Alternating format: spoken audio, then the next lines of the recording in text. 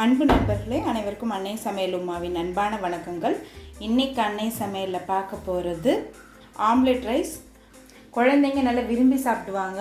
அதே நேரத்தில் பெரியவங்களுக்கும் இந்த ரெசிபி ரொம்ப பிடிக்கும். வாங்க ஆம்லெட் ரைஸ் எப்படி செய்கிறதுன்னு பார்க்கலாம். இப்போ 2 முட்டையை உடச்சி வச்சுருக்கேங்க. இது கூடவே கொஞ்சமாக உப்பு சேர்த்துக்கலாம், கொஞ்சம் மிளகாய்த்தூள். இப்போ இதை நல்லா பீட் பண்ணிக்கலாம்.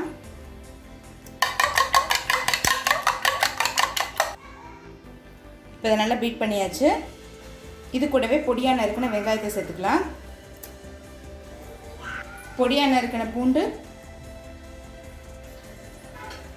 கொஞ்சம் பச்சை மிளகாய், கொஞ்சம் கொத்தமல்லி. இப்போ இதை நல்லா பீட் பண்ணியாச்சுங்க. இப்போ ஆம்லெட் போட ஆரம்பிச்சிடலாம். தோசைக்கல் சூடாயிடுச்சு, நம்ம ஆம்லெட் போட்டுடலாம்.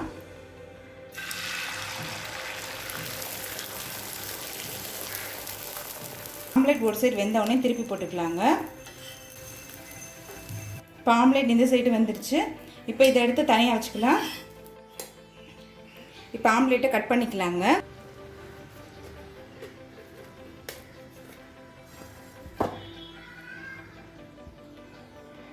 விரல் அளவுக்கு கட் பண்ணிக்கலாம்.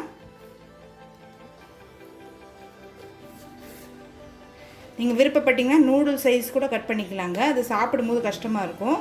அதனால் நான் விரல் அளவுக்கு கட் பண்ணிக்கிறேன். இந்த அளவு கட் பண்ணிக்கிட்டால் போதும்.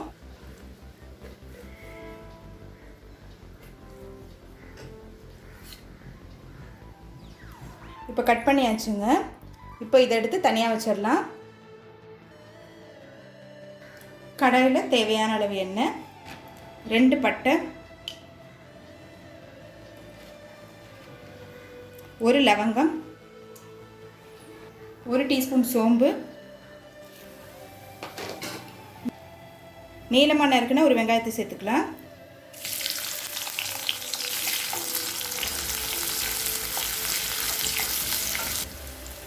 ஒரு டீஸ்பூன் இஞ்சி பூண்டு விழுது, 2 பச்சை மிளகாய்,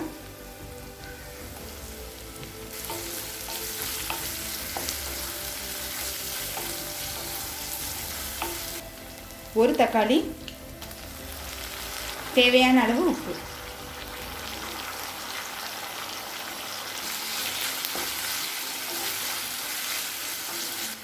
அடுத்தது 1/4 கப் கேரட், கொஞ்சம் பீன்ஸ், கொஞ்சம் கேப்சிகம்.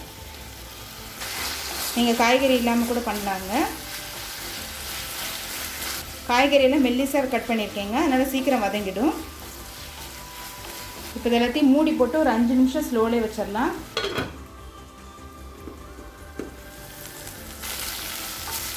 இப்போ காய் நல்லா வெந்துருச்சு. 1/4 டீஸ்பூன் மஞ்சள் தூள், 1/2 டீஸ்பூன் மிளகாய்த்தூள், 1 டீஸ்பூன் தனியாத்தூள், 1 டீஸ்பூன் கரம் மசாலா.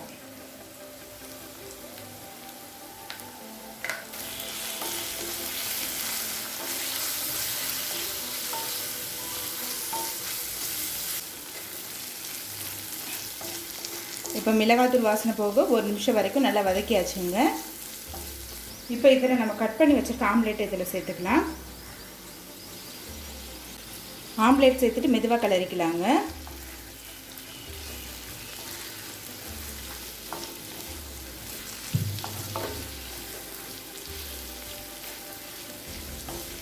இப்படி போட்டு 1 நிமிஷம் வச்சிடலாம். இப்போ இதில் 2 கப் சாத்து சேர்த்துக்கலாம், கொஞ்சம் கொத்தமல்லி, கூடவே வாசனைக்காக கொஞ்சம் நெய் சேர்த்துக்கலாங்க.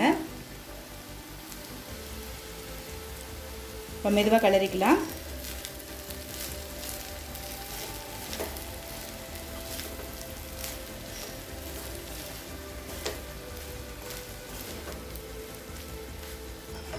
இப்போ எல்லாத்தையும் நல்லா மிக்ஸ் பண்ணியாச்சுங்க. இப்போ ஆம்லேட் ரைஸ் ரெடி ஆகிடுச்சு. நம்ம சர்வ் பண்ணிடலாம். இப்போ சுவையான ஆம்லேட் ரைஸ் ரெடி ஆகிடுச்சு. ரெசிபியை ட்ரை பண்ணி பாருங்கள், கண்டிப்பாக உங்களுக்கே பிடிக்கும். ரெசிபி பிடிச்சிருந்ததுன்னா வீடியோவை லைக் பண்ணுங்கள், கமெண்ட் பண்ணுங்கள், ஷேர் பண்ணுங்கள். இது வரைக்கும் அன்னை சமையல் சேனலை சப்ஸ்கிரைப் பண்ணலன்னா சப்ஸ்கிரைப் பண்ணுங்கள். தேங்க்யூ.